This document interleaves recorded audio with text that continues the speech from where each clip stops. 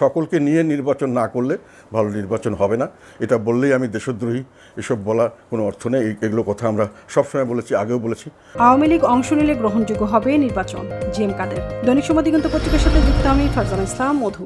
জাতীয় পার্টির chairman GM কাদের বলেছেন, আগামী জাতীয় নির্বাচন গ্রহণযোগ্য হবে যদি আওয়ামী লীগ অংশ নেয়। সম্প্রতি রাজনৈতিক অস্থিরতার মধ্যেই দীর্ঘদিন নীরব থাকা তিনি সরাসরি বক্তব্য দিলেন। জিএম কাদের মনে করেন, আওয়ামী লীগের ভোটাররা জাতীয় পার্টিকে সমর্থন দেবেন এবং বিএনপির সুযোগ সুবিধা দিলে তারা বিএনপিকেও ভোট দিতে পারে, তবে জামাতকে কখনো ভোট দেওয়া হবে না। তিনি বলেন, নির্বাচন গ্রহণযোগ্য করতে সব রাজনৈতিক দলকে অংশগ্রহণ করতে হবে। জামাতকে নিষিদ্ধ করা হলেও তা দেশের জন্য উপকার বয়ে আনেনি, তাই সবাইকে নিয়ে নির্বাচন করা উচিত। জিএম কাদের আরও উল্লেখ করেছেন, বিএনপিকে প্রাধান্য দেওয়ার চেষ্টা চলছে, কিন্তু অন্তর্বর্তী সরকার নয়, নতুন সরকারের অধীনে নির্বাচন অনুষ্ঠিত হওয়া উচিত। জাতীয় পার্টির অভ্যন্তরীণ দফা ভাঙ্গনের পর দলের শক্তি বৃদ্ধি পেয়েছে বলে তিনি দাবি করেন। তিনি বলেন, দলের অবস্থান দৃঢ়, আর আওয়ামী লীগের সঙ্গে ঐক্য ও অংশগ্রহণ নিশ্চিত করলে নির্বাচন গ্রহণযোগ্য হবে। এছাড়া ভোটারদের অধিকার ও অংশগ্রহণ নিশ্চিত করাই মূল বিষয়। তার বক্তব্য পরিষ্কার হয়েছে, জাতীয় পার্টি রাজনৈতিক কর্মকাণ্ডে সক্রিয় এবং